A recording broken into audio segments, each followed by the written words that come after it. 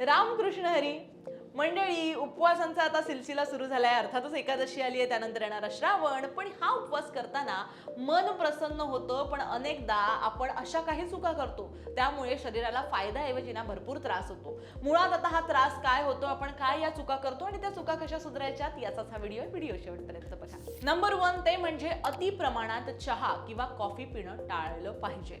उपवासाच्या दिवशी भूक मारण्यासाठी ना किंवा उत्साह टिकून राहावा असं आपल्याला मानसिकदृष्ट्या वाटतं आणि त्यासाठी अनेक जण दिवसभरात 4 ते 5 वेळा किंवा त्यापेक्षाही जास्त चहा आणि कॉफी पितात.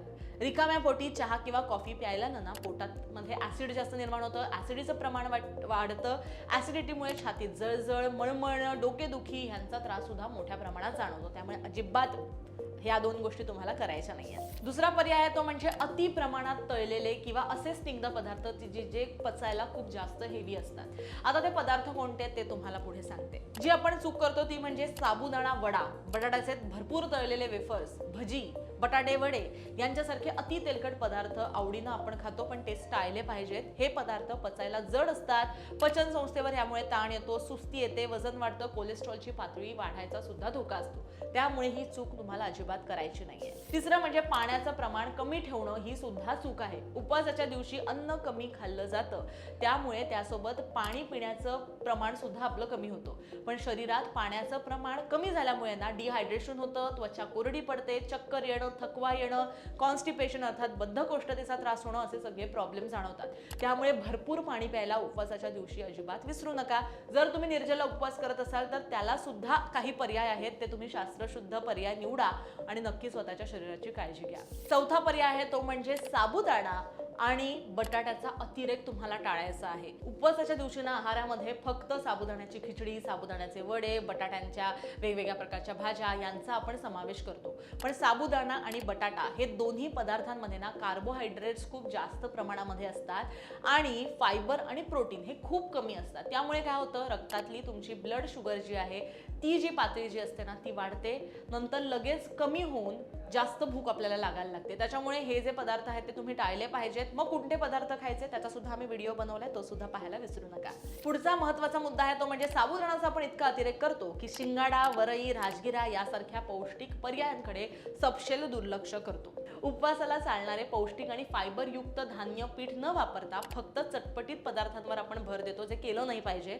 शरीराला आवश्यक असणारी जीवनसत्व, खनिज या सगळ्या पदार्थांपासून मिळतात, ज्यामुळे उपवास संपल्यानंतर प्रचंड थकवा जाणवतो.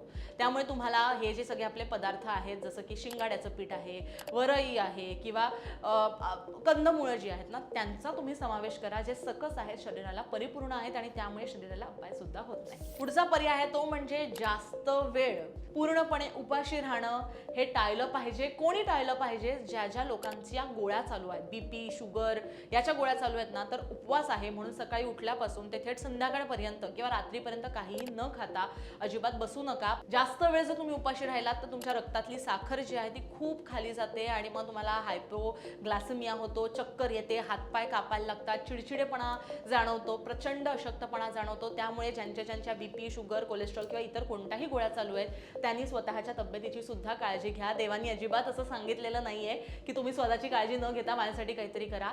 त्याच्यामुळे जर तुमच्या गोळ्या चालू असतील तर जे सकस पदार्थ तुम्हाला मी सांगितले, शिंगाडा आहे, रताळ आहे, या छोट्या छोट्या गोष्टी तुम्ही आहारामध्ये थोड्या प्रमाणामध्ये तरी घेऊ शकता, जेणेकरून तुम्हाला औषधं घेण्याआधी तुमचं पोट सुद्धा भरलेलं राहील. पुढचा आणि महत्त्वाचा मुद्दा, साखरेचे आणि गोड पदार्थांचं अतिसेवन करणं ही सुद्धा मोठी आपण चूक करतो.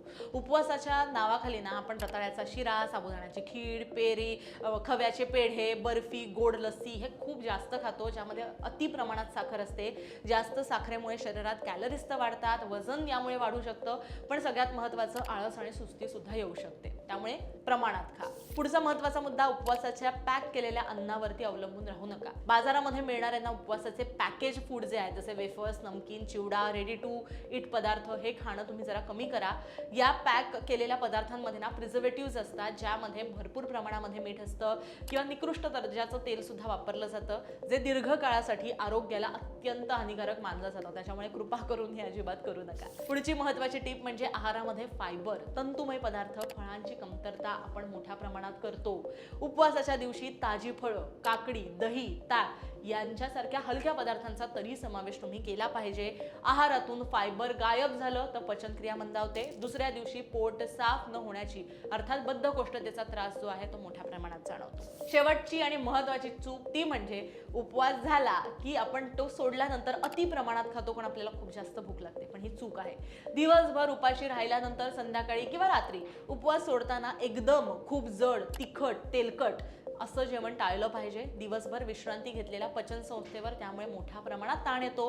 मग अपचन, बद्धकोष्ठता, पोट सुटणं, पोट फुगणं, पोटात मुरडा येऊन दुखणं हे सगळे प्रकार जाणवतात. आता या ज्या सगळ्या चुका आहेत त्या नक्की तुम्ही लक्षात ठेवा. पण एक जाता जाता छोटी महत्त्वाची टिप देते.